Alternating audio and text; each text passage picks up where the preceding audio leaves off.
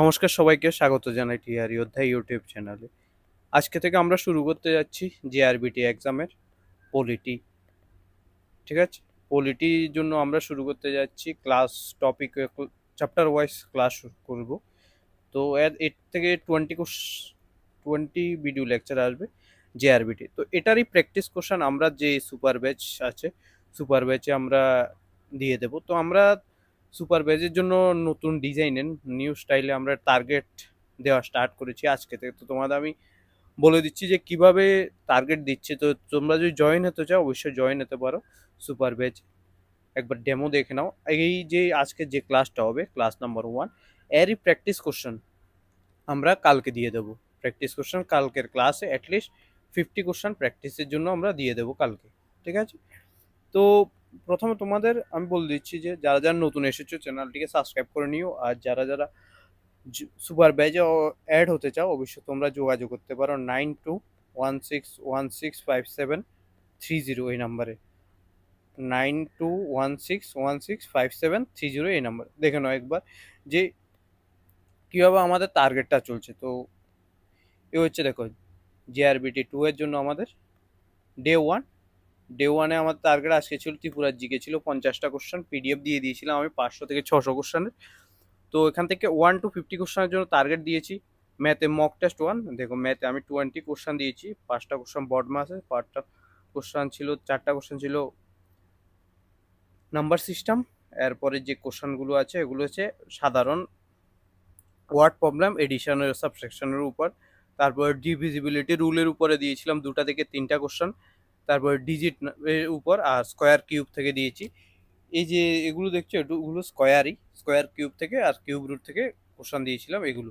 সাথে আমি দিয়েছিলাম হচ্ছে ভারতে যে ইম্পর্টেন্ট ড্যামগুলো ছিল, ড্যামগুলোর কোন স্টেটে কোন ড্যাম রয়েছে। ঠিক আছে, হীরাকুদ, উড়িষ্যা এমন করে দিয়েছি। তারপরে সবচেয়ে বড় ড্যাম, লাস্টে যে কিছু উল্লেখযোগ্য বাদ আছে তেহেরি ড্যাম, ভাকরা নাঙ্গাল ড্যাম, তারপর সদা, এগুলো আমি দিয়ে দিয়েছিলাম। ঠিক আছে, তো এখানে আমি নেক্সট ক্লাসে যেটা অ্যাড অন করবো সেটা হচ্ছে আমি তোমাদের বলে দিচ্ছি, এ হচ্ছে তোমাদের পিডিএফ। নেক্সট ক্লাসে আমি যেটা অ্যাড অন করবো এখানে একটা প্রথমত হচ্ছে ভোকাবুলারি দেবো 10টা, মানে হচ্ছে সিনোনিমস প্লাস অ্যান্টোনিমস অ্যাড হবে। ঠিক আছে, 10 কোশ্চেন দেবো এক। নেক্সট হচ্ছে পলিটির আজকে যে ক্লাস 1 হবে, ক্লাস 01 হবে। ক্লাস 1-এর যতগুলো practice question 20 to 30, minimum 20 to 30 question দেবো আমি তোমাদের প্র্যাকটিস করার জন্য। ওখানে ওই গ্রুপেই দিয়ে দেবো, গ্রুপে না পিডিএফে দিয়ে দেবো। ঠিক আছে, অ্যাড অন হবে আজকে থেকে। তো তোমরা যারা যারা অ্যাড হতে চাও, তোমরা যারা যারা এই সুপার ব্যাচে সাবস্ক্রিপশন নিতে চাও, সুপার ব্যাচে মাত্র 400 রুপিস, 400 রুপিজে আমরা এই ব্যাচটা চালাচ্ছি জেআরবিটির জন্য। তো যারা যারা এই ব্যাচে অ্যাড হতে চাও অবশ্যই তোমরা যোগাযোগ করতে পারো নাম্বারটাতে 9216165730 এই নাম্বারে, 9216165730 এই নাম্বারে কথা বলে নিতে পারো। যারা যারা ত্রিপুরা পুলিশের নেক্সট 916টা ভ্যাকেন্সি আছে ওটার জন্য প্রিপারেশন নিচ্ছ বা টিএসআর এর প্রিপারেশন নিচ্ছ, তোমরা এই ব্যাচে অ্যাড হয়ে যেতে পারো। 1 ব্যাটালিয়ন টিএসআর আসছে, এটার জন্য অ্যাড হতে পারো, তোমাদের অনেক ভালো হবে। এখান থেকে প্রিপারেশন শুরু করে দাও। এখন থেকে যদি তুমি প্রিপারেশন শুরু করো এক্সামের আগে আর কোনো টেনশন নিতে হবে না। ঠিক আছে, তোমাকে কোনো বুকস কিনতে হবে না, শুধুমাত্র তুমি এই যে আমাদের পিডিএফটা দেবো ওই পিডিএফটা তুমি কমপ্লিট করতে পারো। ঠিক আছে, তো এখন আমরা যেটা শুরু করতে যাচ্ছি সেটা হচ্ছে আমাদের কনস্টিটিউশন চ্যাপ্টার, ভারতের সংবিধানের প্রণয়ন প্রক্রিয়া, making of the Indian constitution. কবে ভারতের কনস্টিটিউশন তৈরি হয়েছে এবং কিভাবে তৈরি হয়েছে তা নিয়ে আমরা শুরু করতে যাচ্ছি। এবং সোর্স, সোর্স মানে উৎস, কোথায় থেকে সংবিধান গৃহীত হয়েছে এগুলো নিয়ে আমরা ডিসকাশন করব আজকে। প্রথম যেটা হচ্ছে ভারতের সংবিধান। সংবিধান সভা তৈরি হয়েছিল। ঠিক আছে, তো সংবিধান সভা কখন তৈরি হয়েছিল এটা তোমাকে, কনস্টিটিউশন অ্যাসেম্বলি যেটা তৈরি হয়েছিল সেটা হচ্ছে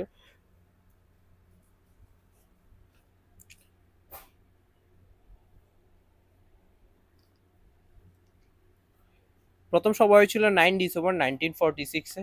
ঠিক আছে, সভাপতি ছিলেন ডক্টর রাজেন্দ্র প্রসাদ। দেখো, প্রেসিডেন্ট, প্রথম প্রেসিডেন্ট যে স্থায়ী প্রেসিডেন্ট তিনি হচ্ছে ডক্টর রাজেন্দ্র প্রসাদ, বাট অস্থায়ীভাবে টেম্পোরালি একজনকে নিয়োগ করা হয়েছিলেন, ওনার নাম হচ্ছে ডক্টর সচিদানন্দ সিনহা।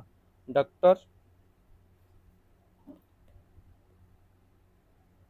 সচিদানন্দ সিনহা, ঠিক আছে, মনে রাখবে ওটা, এটা সভাপতি। আর খরসা কমিটি, ড্রাফটিং কমিটি ইংলিশে যেটা বলে, ড্রাফটিং কমিটি চেয়ারম্যান ছিলেন হচ্ছে ডক্টর বি আর আম্বেদকর।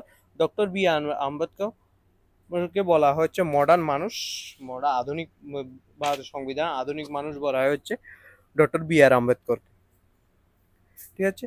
নেক্সট হচ্ছে সংবিধান খরসা কমিটি যখন গঠিত হয়েছিল সেটা হচ্ছিল 19 আগস্ট 1947 সালে এটা গঠিত হয়েছিল। মোট সংবিধান তৈরির জন্য 2 বছর 11 মাস 18 দিন সময়, দিনের সংবিধান রচনার সময় ছিল।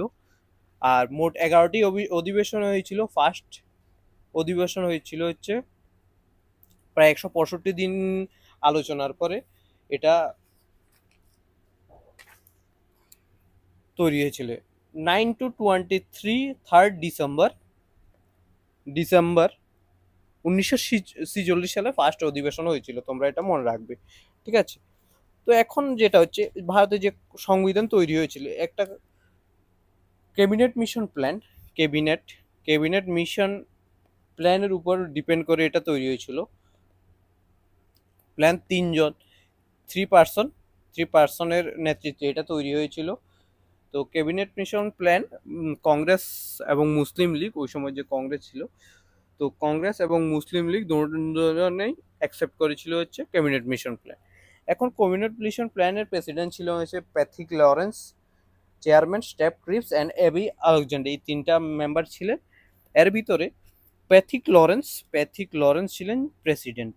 চেয়ারম্যান কে ছিলেন এটা? চেয়ারম্যান ছিলেন হলে প্যাথিক লরেন্স। আর 3জন মেম্বার কে আর 2জন মেম্বার হচ্ছে, 2 নম্বর হচ্ছে স্টেপোর্ড ক্রিপস অ্যান্ড 3 নম্বর হচ্ছে, এগুলো তোমরা কোশ্চেনে পেয়ে যাবে, নো প্রবলেম। নেক্সট হচ্ছে এবি আলেকজান্ডার, ঠিক আছে। এই হচ্ছে তোমাদের যে সংবিধানের যে ক্যাবিনেট মিশন প্ল্যানের উপর সংবিধান তৈরির যে প্ল্যানটা হয়েছিল ওটা যে কে নেতৃত্ব করেছে।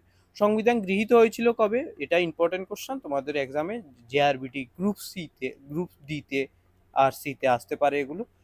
তো সংবিধান গৃহীত হয়েছিল হচ্ছে 26 নভেম্বর 1949 সালে, আর সংবিধান কার্যকরী হয়েছিল 26 জানুয়ারি 1950 সালে, যেটাকে আমরা প্রজাতন্ত্র দিবস হিসাবে পালন করি। প্রজাতন্ত্র দিবস কোথায় পালিত হয়? আমাদের রেড ফোর্ট দিল্লিতে পালিত হয়, ঠিক আছে।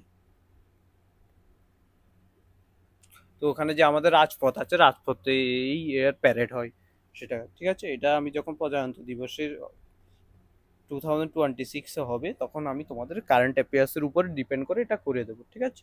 নেক্সট হচ্ছে বিশ্বের বৃহত্তম লিখিত সংবিধান হচ্ছে ভারতের সংবিধান।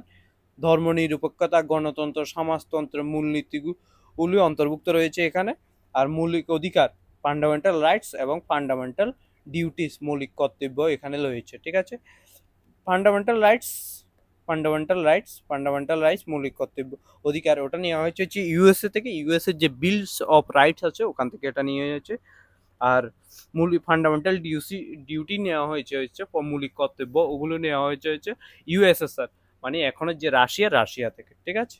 তো এখন আমাদের খরসা কমিটি যে তৈরি ছিল, এর চেয়ারম্যান কে ছিল? এই ছিল ডক্টর বি আর আম্বেদকর। আর সভাপতি ছিলেন ডক্টর রাজেন্দ্র প্রসাদ। টেম্পোরারি সভাপতি তোমাদের বলেছি ডক্টর সচিদানন্দ সিনহা। জওহরলাল নেহরু ছিলেন উদ্দেশ্য প্রস্তাবনা উপস্থাপন কমিটির সদস্য ছিলেন। জওহরলাল ইউনিয়ন যদি কোনো ওয়ার্ডে থাকে ওই ওয়ার্ডের কমিটি হবে, যে নেতৃত্ব করেন তিনি জওহরলাল নেহরু, ঠিক আছে। সরোজিনী নাইডু, হংসা মেহতা, এম টি কৃষ্ণমাচারী অন্যান্য গুরুত্বপূর্ণ সদস্য ছিলেন হচ্ছে কনস্টিটিউশন অ্যাসেম্বলি এর। এখন যেটা ঠিক, তো এখন যেটা হচ্ছে, এর আগে আমি তোমাদের বলে দিচ্ছি যে কনস্টিটিউশন অ্যাসেম্বলি যখন ক্যাবিনেট মিশন প্ল্যান তৈরি হয়েছিল, ক্যাবিনেট মিশন প্ল্যান কবে হয়েছিল? ক্যাবিনেট মিশন প্ল্যান হয়েছিল 1946 ক্যাবিনেট মিশন। এর ভিতরে টোটাল সিট ছিল হচ্ছে 389। এর ভিতরে যে ইলেক্টেড মেম্বার, মানে যারা ইলেকশনের মাধ্যমে 96 ইলেক্টেড, মানে ইলেকশনের মাধ্যমে নেতৃত্ব এসেছিলেন ওরা। আর নমিনেশনের মাধ্যমে এসেছিল হচ্ছে 93 জন। ঠিক আছে, দেখো ইলেক্টেড মেম্বার আর নমিনেশন মেম্বারটা তোমাদের আমি বলে দিচ্ছি। সাপোজ ধরো নমিনেশন মেম্বার হচ্ছে আমাদের রাজ্যসভাতে আছে 12টা সিট আছে, যেটা হচ্ছে অনেক ক্রিকেট যারা স্পোর্টে আছে, যারা লিটারেচারে ভালো একটু জ্ঞান অর্জন করেছেন বা ভালো প্রদর্শন করেছেন, সাপোজ সচিন টেন্ডুলকর, তিনিও রাজ্যসভার এমপি ছিলেন, কারণ এই স্পোর্টে ভালো, কিন্তু তিনি কোনো ইলেকশন লড়েনি, ওনাকে নমিনেট করা হয়েছে, মানে সিলেক্ট করেছিলেন। সিমিলারলি ইলেক্টেড হচ্ছে আমাদের যে এমপি, সাপোজ আমরা যেভাবে ভোট দিই, ভোটের ফলে যে ইলেক্টেড হয় ওগুলো। ঠিক আছে, তো এখানে এতটা ছিল হচ্ছে ইলেক্টেড মেম্বার, এতটা ছিল হচ্ছে নমিনেটেড মেম্বার। ঠিক আছে, এর ভিতরে যে ইলেকশন হয়, ইলেকশন হয়েছিল, ইলেকশনে রেজাল্ট যেটা এসেছিল, যেটা 208টা সিট জিতেছিল কংগ্রেস, আর মুসলিম লীগ ছিল 79 সিট, আর ইন্ডিপেন্ডেন্ট ক্যান্ডিডেট জিতেছিল হচ্ছে 15টা সিট জিতেছিল হচ্ছে ইন্ডিপেন্ডেন্ট ক্যান্ডিডেট। ঠিক আছে, তো এখান থেকে কি হলো, এবার মুসলিম লীগ বয়কট করে দিল ইলেকশনটাকে, তো তোমাদের এত ডিপ আসবে না, তারপর আমি বলছি করে নাও। মুসলিম বয়কট করার পর 299 সিট ছিল মাত্র পার্টিশনের পর। ঠিক আছে, এই হচ্ছে তোমাদের ফার্স্ট যে কনস্টিটিউশনের যে মেকিং এর যে ইম্পর্টেন্ট জিনিসগুলো ছিল এগুলো। ঠিক আছে, আর এরপর আমি কনস্টিটিউশন অ্যাসেম্বলির উপরে কিছু কোশ্চেন আমি বলে দিচ্ছি। সত্যেন্দ্র সিনহা তোমরা জানো প্রেসিডেন্ট ছিলেন টেম্পোরারি, আর রাজেন্দ্র প্রসাদ ছিলেন হচ্ছে পার্মানেন্ট প্রেসিডেন্ট। এখন হচ্ছে কনস্টিটিউশন যে তৈরি হয়েছিল, এর কেলিওগ্রাফার কে ছিলেন, আর হচ্ছে এই যে কনস্টিটিউশন আছে এটা ডেকোরেট কে করেছিলেন। দেখো কেলিওগ্রাফার দুইজন ছিলেন, একটা হচ্ছে ইংলিশে, নেক্সট হচ্ছে হিন্দিতে। ইংলিশে যিনি ছিলেন তিনি হচ্ছে প্রেম বিহারী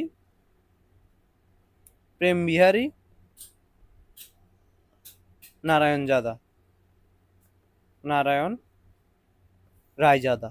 ঠিক আছে, আর হিন্দিতে যিনি এটা লিখেছেন তিনি হচ্ছে বসন্ত কৃষ্ণ বৈদ্যা।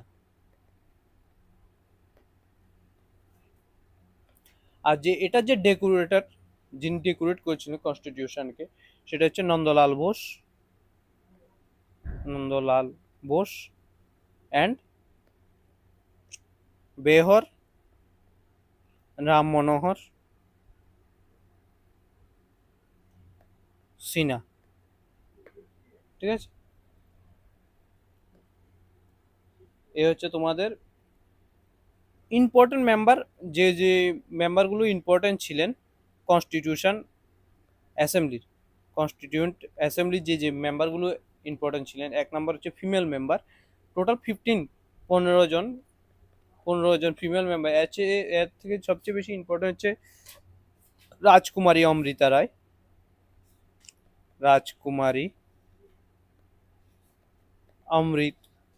কর, তিনি ফার্স্ট হেলথ মিনিস্টার ছিলেন উনি। নেক্সট হচ্ছে সুচেতা কৃপালিনী, যিনি হচ্ছে ইউপির ফার্স্ট সিএম ছিলেন, first female CM of UP. Next হচ্ছে third Sarojini Naidu, first governor of UP. জয়নী Naidu, first governor of UP. ঠিক আছে, এই তিনজন মেম্বার খুবই ইম্পর্টেন্ট ছিলেন। নেক্সট হচ্ছে আমাদের সংবিধানের যে বিভিন্ন ওয়ার্ড, যে সাপোজ মৌলিক অধিকার, তারপর হচ্ছে মৌলিক কর্তব্য, এগুলো কোন কোন দেশ থেকে নেওয়া হয়েছে, এর আমি পুরোটাই স্লাইড দিয়ে দিয়েছি এক একটা করে, তো তোমরা এগুলো একবার দেখে নাও। এগুলো থেকে কোশ্চেন আসতে পারে যে ব্রিটেন থেকে আমরা কি কি নিয়েছি, সাংসদীয় ব্যবস্থা নিয়েছি, আইন প্রণয়ন পদ্ধতি নিয়েছি, তারপর মন্ত্রিসভার দায়বদ্ধতা, প্রধানমন্ত্রী স্পিকারের ভূমিকা আমরা নিয়েছি হচ্ছে ব্রিটেন থেকে আমরা আবারও বলছি নিয়েছি হচ্ছে সাংসদীয় ব্যবস্থা, আইন প্রণয়ন পদ্ধতি, মন্ত্রিসভার তথা প্রধানমন্ত্রী ও স্পিকারের ভূমিকা আমরা নিয়েছি হচ্ছে ব্রিটেন থেকে। নেক্সট 2 নম্বরে যেটা হচ্ছে মার্কিন যুক্তরাষ্ট্র। মার্কিন যুক্তরাষ্ট্র থেকে সবচেয়ে ইম্পর্টেন্ট হচ্ছে মৌলিক অধিকার, মৌলিক ফান্ডামেন্টাল রাইটস। মার্কিন যুক্তরাষ্ট্রের যে বিলস অফ রাইটস আছে ওখান থেকে নিচ্ছি। সুপ্রিম কোর্টের ক্ষমতা, জুডিশিয়াল রিভিউ যে এটা আছে এটাও আমরা মার্কিন যুক্তরাষ্ট্র থেকে নিয়েছি। ইউএস থেকে রাষ্ট্রপতি কার্য ও বলিও ইমপিচমেন্টটা হচ্ছে ইমপিচমেন্টটা তোমাদের আমি বলি আর্টিকেল 61 অফ ইন্ডিয়ান কনস্টিটিউশন। এখান থেকে যে ইমপিচমেন্টটা আছে, ইমপিচমেন্ট হচ্ছে রাষ্ট্রপতির যে পদ আছে ওটা থেকে বের করে দেওয়া। মানে সাপোজ ওনাকে, উনি প্রেসিডেন্ট আছেন, তো উনি আনকনস্টিটিউশনাল যদি কোনো কাজ করে তাহলে ওনাকে উনি বের করে দেবে। রাষ্ট্রপতির যে পদ আছে ওটা থেকে পদত্যাগ করতে বাধ্য করা হয়েছে ইমপিচমেন্টের মাধ্যমে।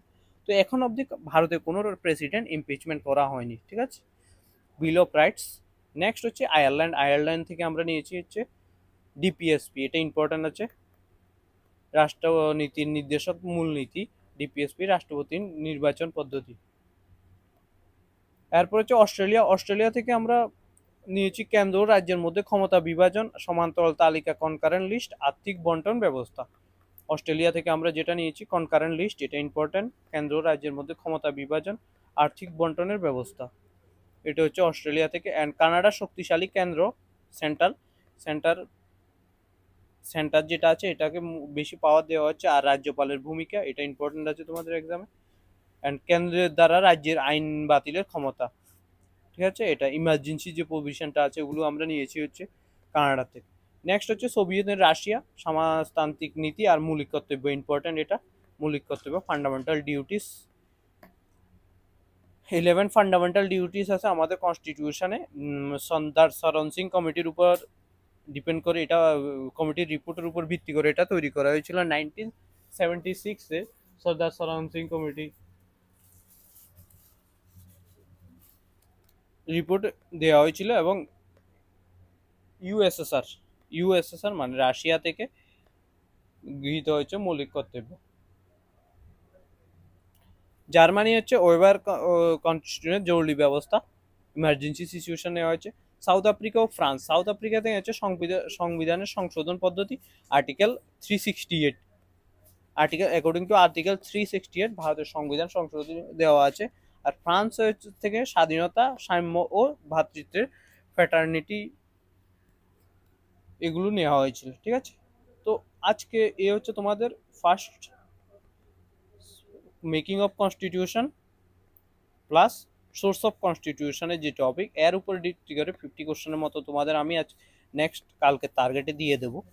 তো তোমরা যারা যারা এখনো প্রিপারেশন নিচ্ছ, আমি বলছি JRBT 2 এর জন্য প্রিপারেশন নিচ্ছ, তোমরা অবশ্যই অ্যাড হতে পারো আমাদের সুপার ব্যাচ, মাত্র 400 রুপিস। এভাবেই তোমাদের ডে ওয়াইজ এখন থেকে টার্গেট চলবে, আজকে ডে 1 ছিল, ডে 2 এমন করেই টার্গেট চলবে। এখন অ্যাড অন হবে, এখানে ম্যাথের ডেলি 20 কোশ্চেন পাবে, 20 কোশ্চেন। তারপরে হচ্ছে ত্রিপুরার জিকে 50 কোশ্চেনের টার্গেট।